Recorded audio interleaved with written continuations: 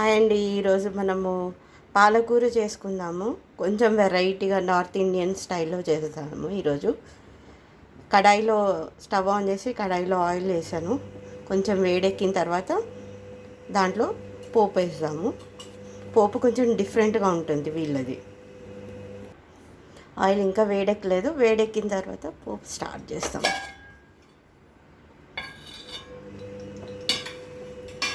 పోపు సామాను వేసుకుందాము.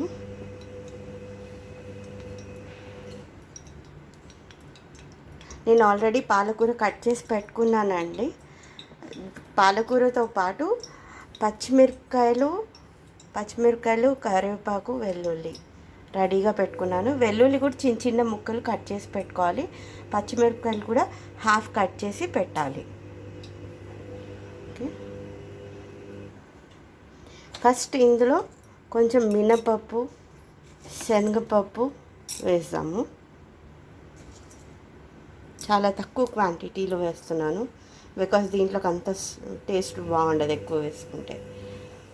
ఇవి వేసిన తర్వాత ఆవాలు,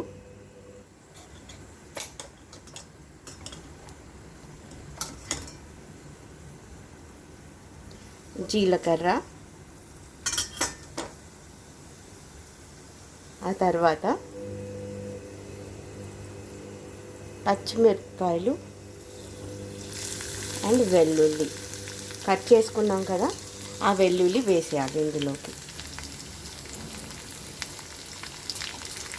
ఓకే, వెల్లుల్లి కొంచెం వేగినట్టు అనిపించగానే పసుపు వేసేసుకొని మూత పెట్టేసుకుందాము.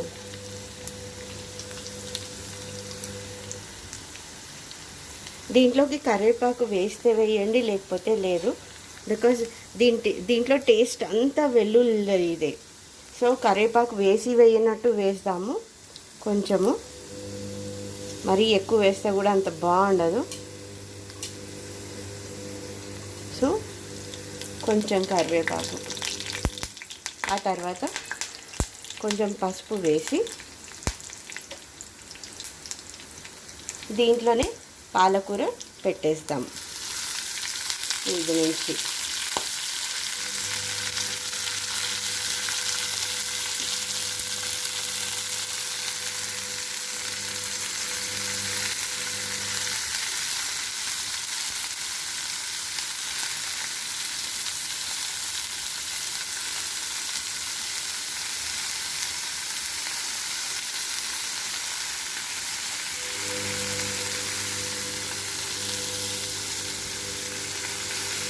ఓకే, పాలకూర వేసిన తర్వాత మూత పెట్టేసుకుందాము. మూత పెట్టేసుకొని కొంతసేపు ఆగిన తర్వాత కలుపుకుందాము. సాల్ట్ వేసి కలుపుకుందాము. ఇప్పుడు మూత తీసి చూద్దామండి పాలకూర ఎంతవరకు వచ్చిందో. నేను వేసింది 2 కట్టలు పాలకూర. ఇందులో ఆయిల్ ఒక 50 గ్రామ్స్ వేసాను. సో కొంచెం పాలకూర వేసుకొని తర్వాత ఉప్పు వేసేసుకుందాము. అంతే, కలుపుకుందాము. నెక్స్ట్ సాల్ట్ వేసుకుందామండి. దీంట్లో అస్సలు ఎక్కువ సాల్ట్ వేయొద్దండి. జస్ట్ 1 స్పూను, ఇది కూడా ఎక్కువే. కొంచెం ఇలా చిలకరించేసి కొంచెం అంటే కొంచెమే వేసాను సాల్ట్. చాలా చిన్న స్పూను, ఎందుకంటే పాలకూరలో ఆల్రెడీ సాల్టీనెస్ ఉంటుంది. సో మనం కొంచెం ఎక్కువ వేసినా కూడా సాల్ట్ అనిపించేస్తుంది. అయిపోయింది, మూత పెట్టేసుకుందాం. నెక్స్ట్ ఇప్పుడు మూత తీసి ఓపెన్ చేసి చూసుకుందాము. అయిపోయిందండి ఆల్మోస్ట్ కర్రీ.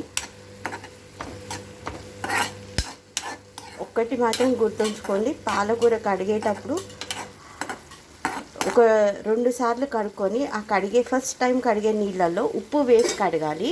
ఆ తర్వాత ఫ్రెష్ వాటర్ మళ్ళీ ఒకసారి వేసి నార్మల్గా కడగాలి అండి. అయిపోయిందండి మొత్తం పాలకూర. 1 నిమిషంలో ఇంకా బంద్ చేసుకుందాము. అలా 1 నిమిషం ఉంచేసి తర్వాత స్టవ్ బంద్ చేస్తాం. 1 మినిట్ అయిపోయింది, ఓపెన్ చేసి చూసుకుందాము. ఓకే, డన్ అయిపోయిందండి. ఇంకా స్టవ్ బంద్ చేస్తున్నాను. ఇంతే. దీంట్లో ఇంకా స్పెషల్గా మీరేం కారం వేయవసరం లేదు, జస్ట్ పచ్చిమిరపకాయలు సరిపోతాయి. నేను ఒక ఫోర్ పచ్చిమిరపకాయలు వేసుకున్నాను, బికాస్ 2 కట్టలు తీసుకున్నాను కాబట్టి. ఇంకా డిష్ అవుట్ చేయడమే నెక్స్ట్.